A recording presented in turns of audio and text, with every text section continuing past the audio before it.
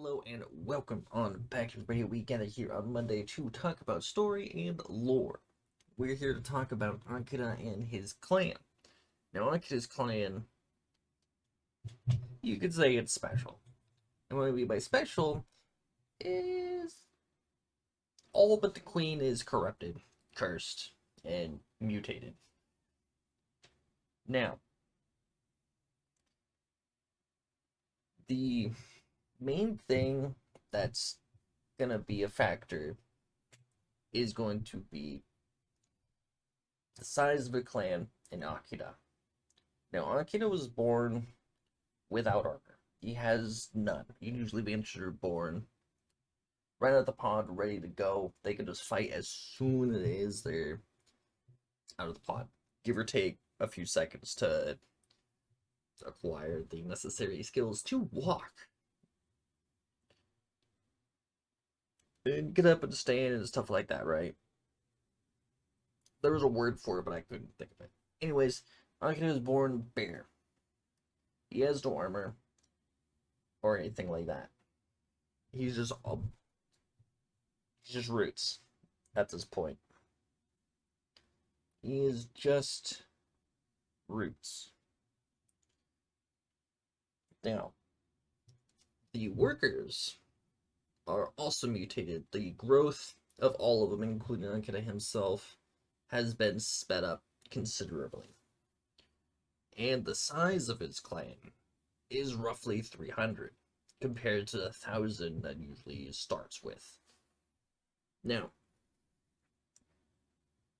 less than half of the actual workers themselves are normal, right? Less than half of them. So around let's just say 50. 50 of them are nearly perfectly fine. The rest are mutated and harder for them to actually get certain things done. Like think about Borderlands, the psychos, the ones that have the tiny little T-Rex arms and one huge bulky other arm, right? It's like the development went to that arm over the other one. And things like that. So some of them will have bigger legs or one leg or one arm.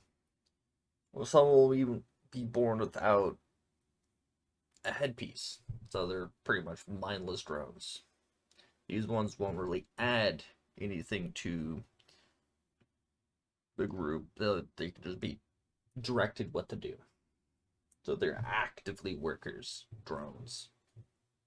But they're all cursed in that way. Now, throughout the story for Akeada,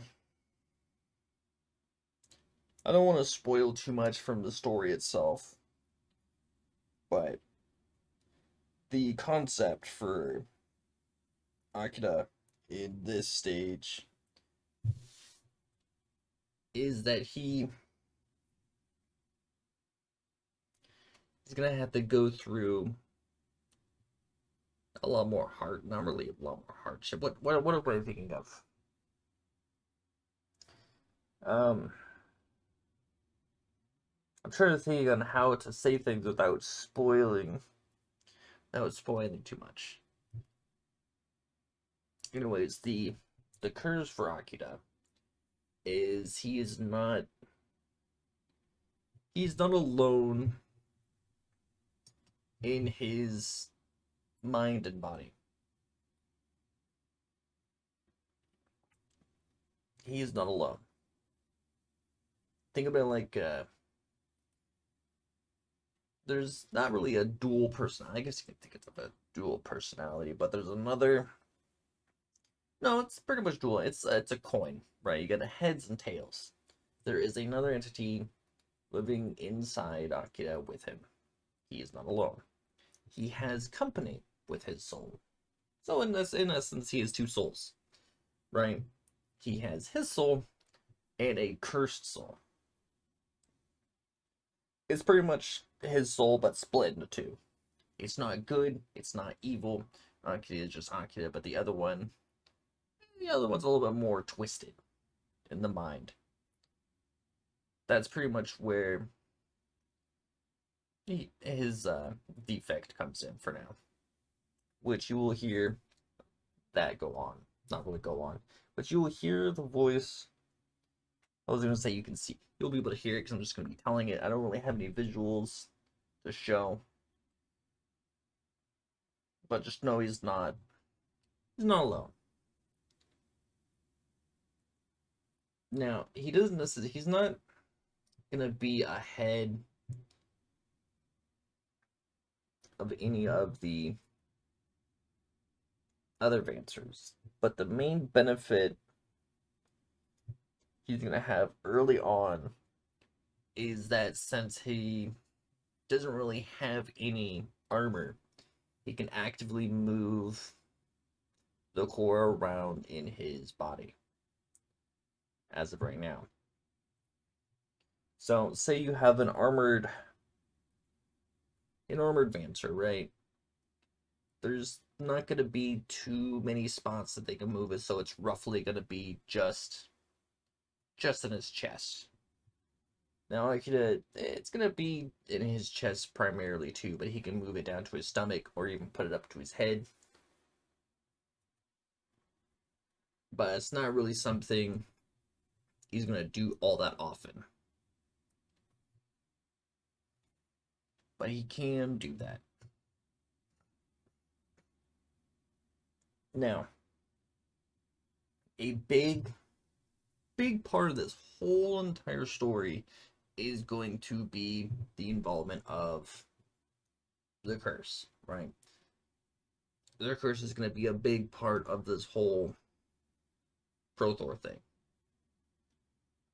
There is going to be, no, we're talking about the Root Clan. I don't want to get off topic. Talking about the Root Clan. Now, in the caves, it is completely dark. The rocks themselves have a little bit of light, but not enough to see. It's like a dim fade of, I guess you could say like fades. Right? The energy is flowing through the planet itself. The stones, only some of the stones are going to have that flow. Like the rare infused materials and stuff like that, right?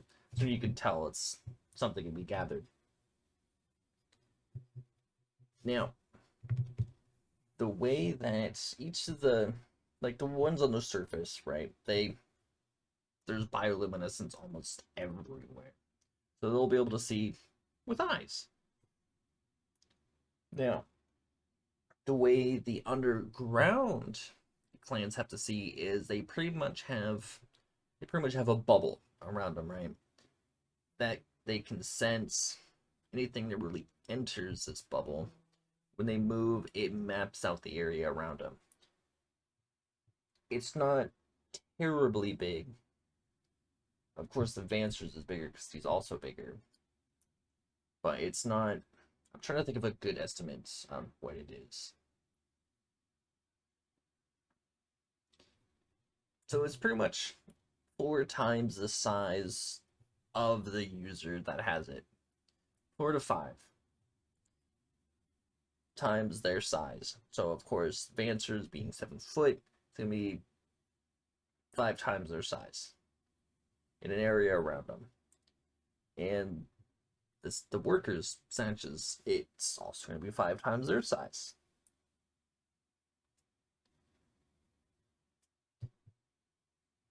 And that's pretty much how they see.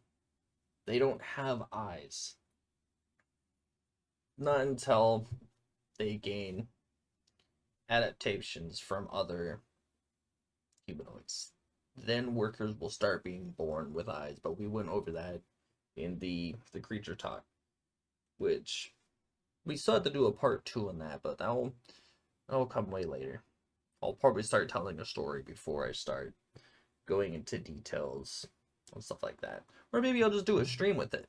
That'd be fun. I haven't done a story lore stream in a while. Anyways, back to the clan themselves. Now,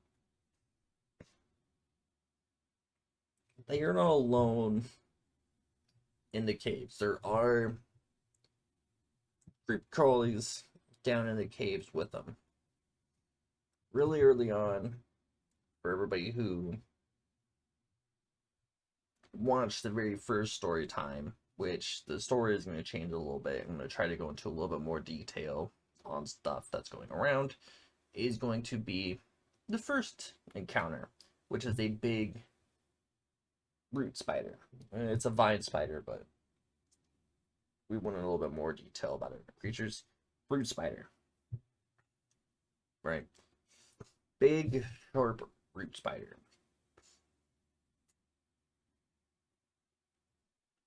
And that's what it'll be the first encounter. Akeada's first fight that he has to deal with. Now,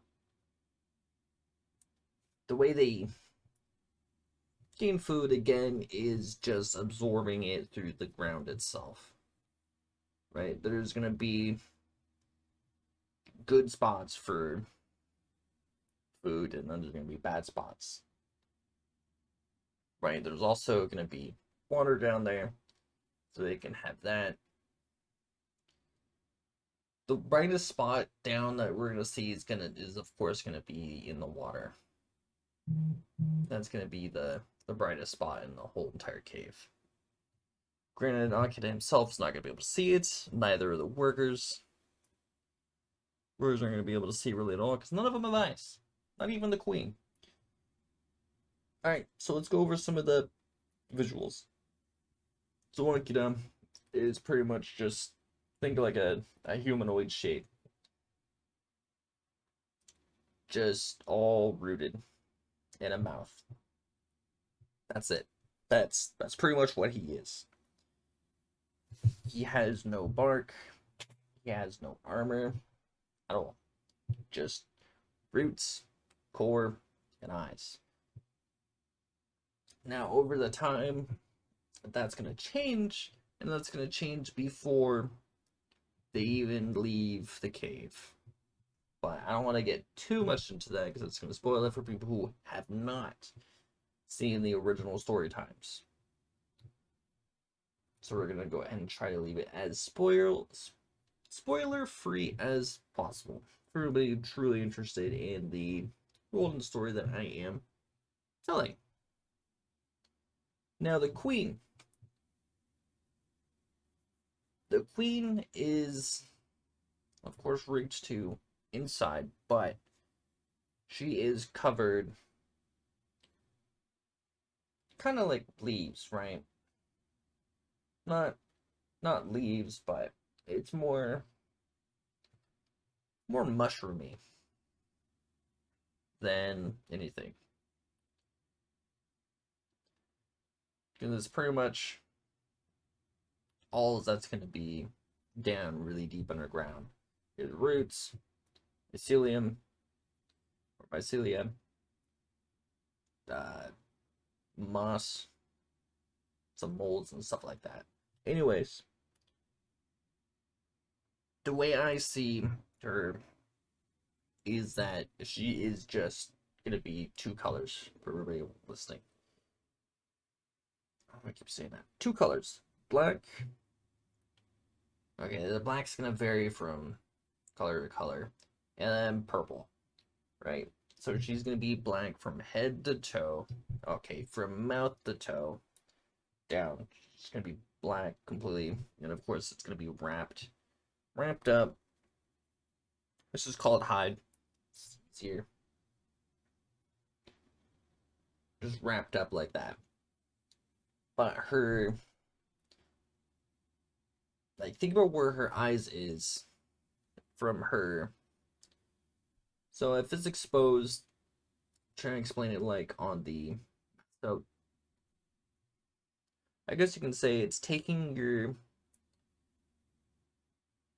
the only thing that's going to be that's black is going to be the ridge of your nose down to the corner, ridge of your nose all the way down to, I guess, your chin. Where's your nose? Like at an angle, right? So it's gonna be a V down, but from there out is going to be like a purple petal-ish type thing.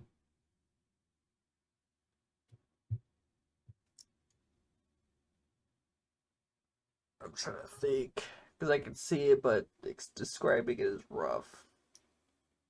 Think about it like a blooming flower, right? You have the bud, and then the leaves that are kind of covering the bud. It's pretty much like that, but of course the bud in the middle is going to be more mushroomy than in anything. I'm trying to think. Dang it. Anyways, that's pretty much what it is. Her color is just black and purple. Akeada as of right now is just all black. Just black from head to toe.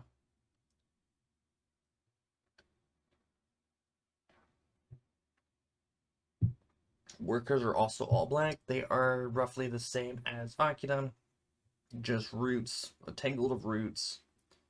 Nothing special. The only one that's kind of special, because that's not deformed in some formal way, that's fully developed, is the queen. So, if they weren't corrupted, they would all have this black hide thing. It's kind of, think of it like a stem. On the outside, it'd be a mushroomish texture. Just covering up the roots.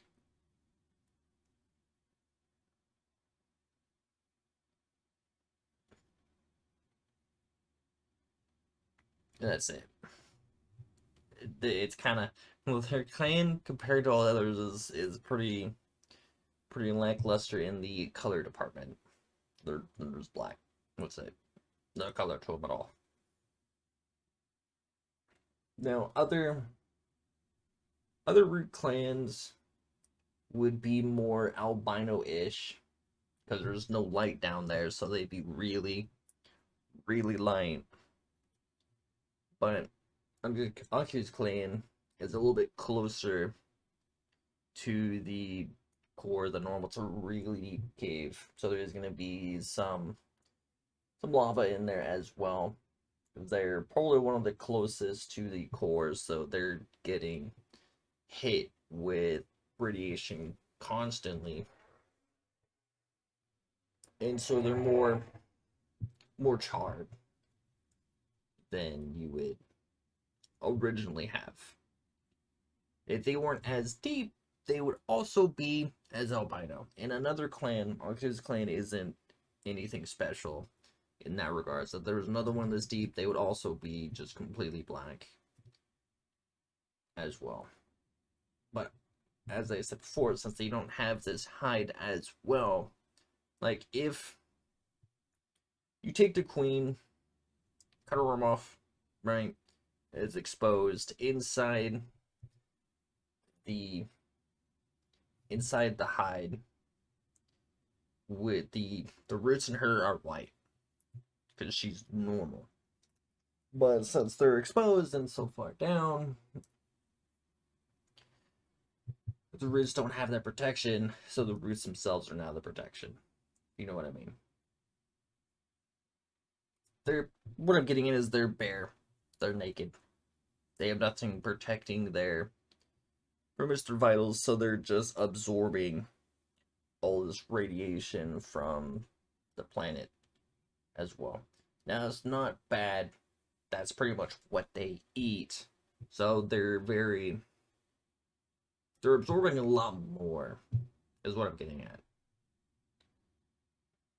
They're absorbing a whole lot more of this energy as well. It's almost its purest form. Now, it's just food. They're not gaining any power from that. But they can go they can't go any deeper. They can't really go any deeper than that. But they're at the lowest of the floor, lowest of the crust.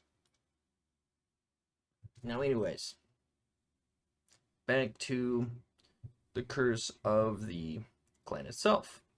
Now, the curse, I don't remember if I said this because I've been taking a few takes, but without going into too much spoilers, Akira himself, his main defect that we're going to be kind of dealing with is his soul has been split.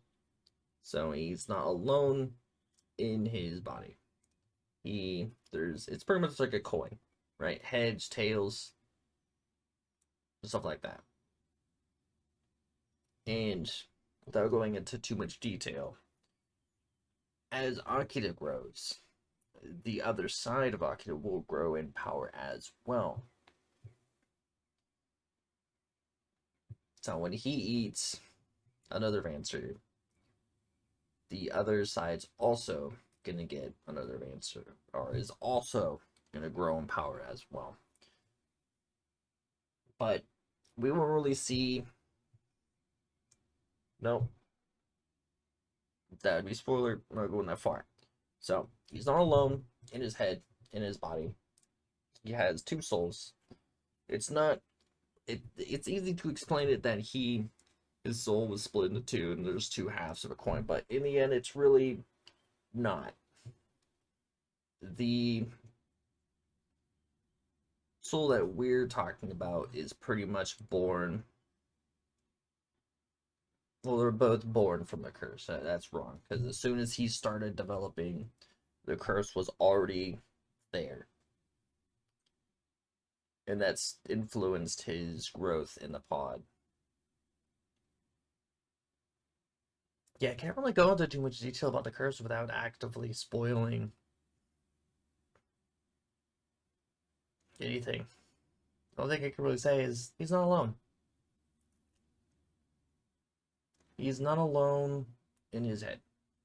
It's easy to think about it as he is a split personality.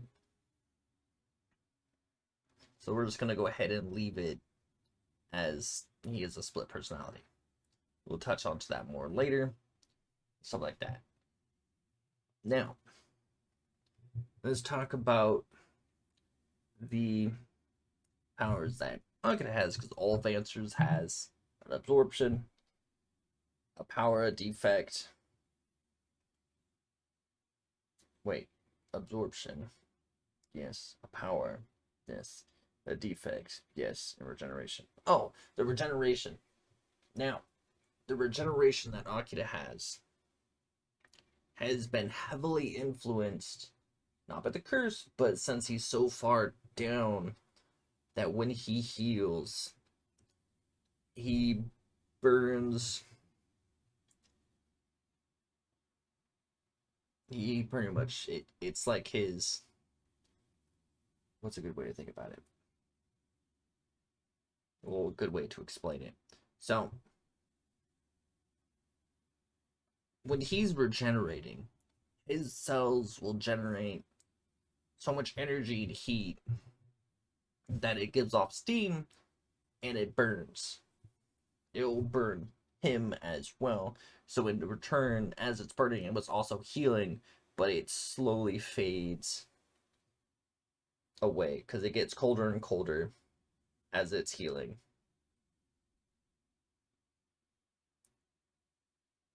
So it's pretty much his regeneration also has to be regenerated by his regeneration, so it's just a constant regeneration for a bit. It fades pretty quick, but say his whole arm gets cut off. Think about it like Wolverine. About it growing back like that. I guess Wolverine really has never had that. I guess Deadpool is a good way to look at it via movies. Kind of. Anyways, I'll just explain it better. So, he gets his arm cut off, right? and he can easily just reattach his arm. It'll just heal up like that. He will also, when his arm gets cut off, roots will sprout out of his shoulder and also his arm. That's, I guess, let's say from the elbow, right? Elbow down, like just clean cut through the elbow. Arm falls down, and just there. So, from the amputated area, roots will sprout out and kind of flail around a little bit, searching for severed arm. And the arm that's on the ground will also have, because it's still part of Akeada, it's not dead, right? So the arm will also try to reattach itself as well. Granted, it can't move, but from the open portion, roots will sprout out there as well and start flailing around. Now he can pick his arm up, put it back to the amputated area, and the roots will intertwine and it'll just heal that way. And that's a significantly faster way to heal. But say his arm gets completely destroyed, the roots that sprouted out from his arm will then twist together, growing out, getting bigger and bigger until it's pretty much his arm again. So think about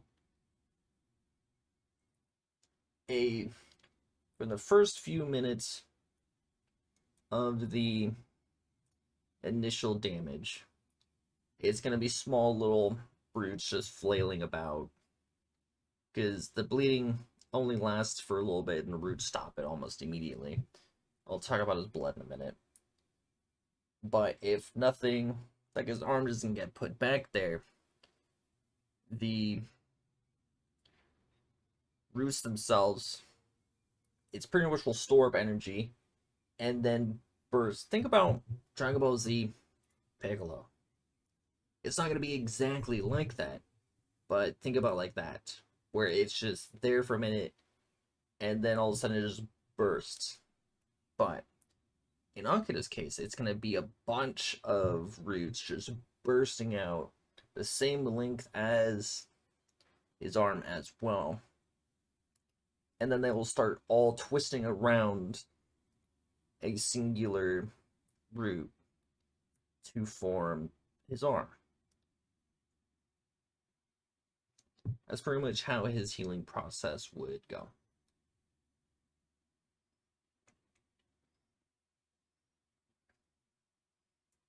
So he can grow entire limbs back.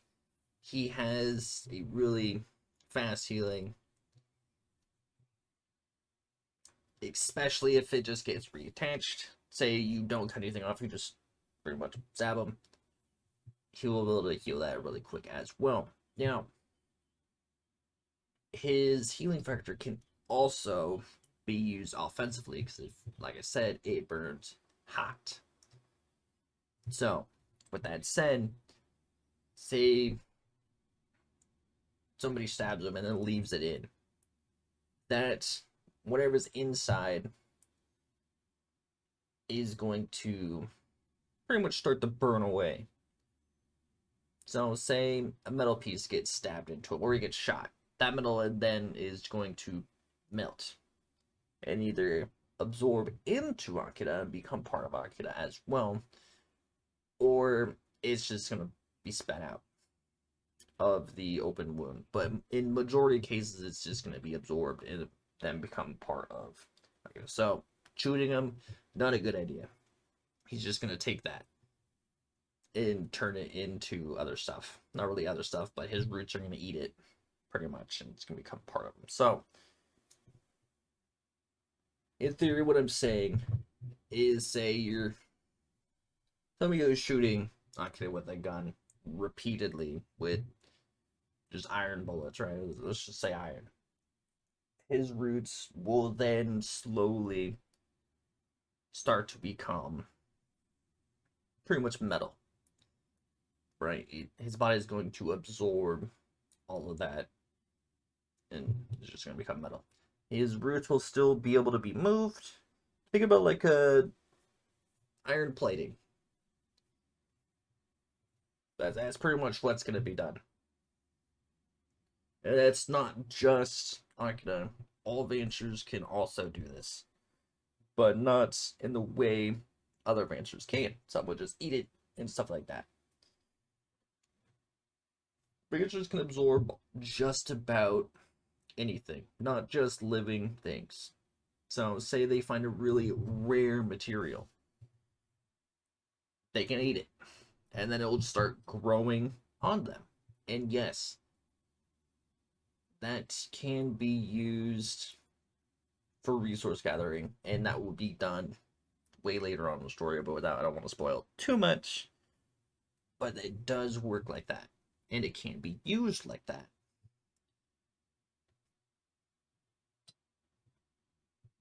But Augustus' case is a little bit different due to the curse and his other half.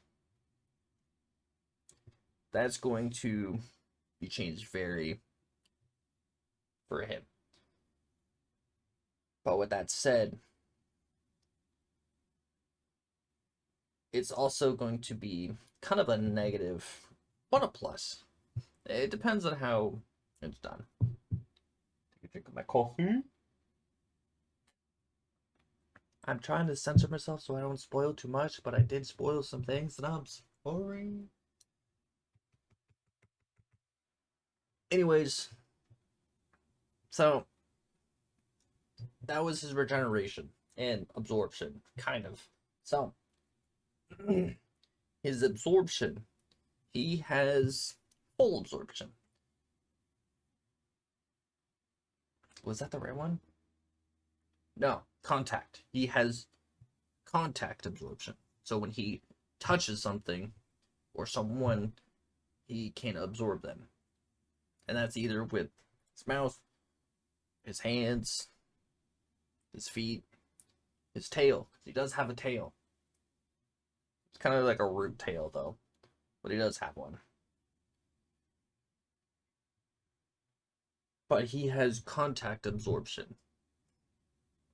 Again, contact absorption is identical to consumption absorption, but the consumption absorption is a lot quicker than contact absorption. What I mean, again, is when a consumption absorber finds someone, it's going to practically be double the speed as a contact absorption.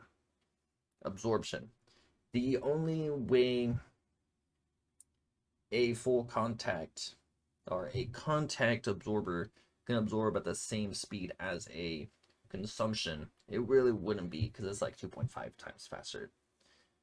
Not 2 times. Because if a contact absorber pretty much grabs it like bear hug, right? All of the contact will then start absorbing. So I guess in theory, the only way for a contact absorber to absorb faster than a consumption absorber is if they wrap their arms, wrap their legs, and bite them all together, can absorb faster than a consumption absorber. But that's about it. That's the only way that they'll absorb faster. And again, the full absorption is just being near them will absorb. They're probably the slowest, but just being around them is draining, to say the least. Now, so we went over his regeneration, his absorption. Now, his powers. That is the one. His powers and defect tie together, of course. That is the one thing I am not gonna get into, because that's gonna be something to explore later, because I will spoil quite a bit. But those two things are gonna primarily be the things we talk about for a while. So I'm not gonna go into his powers, because that's That's different. That is going to be a different story. So it's better left when I'm actually telling a story for his powers. But again, he can't absorb powers from everybody else. He can't use everybody else's powers as well. Same as all the other adventures as well. But anyways, that is all the time we have for today. Now, next time, it might be time for the story itself. I don't think I'll be doing. I'll try to do 30 minutes, but I'm definitely not. I'm definitely not doing 4 hours or an hour. I'm gonna try to break it up in different parts. Anyways, next time, story. This time, lore. So we're actually getting into the story now. I will do my absolute best to talk about it. Not really to talk about, but to say it. I'll do my best. I'm not the best storyteller, but I'm down to try. Hope you enjoyed today's episode, everybody. Thank you for watching, and I will see you all next time. Have a wonderful Monday.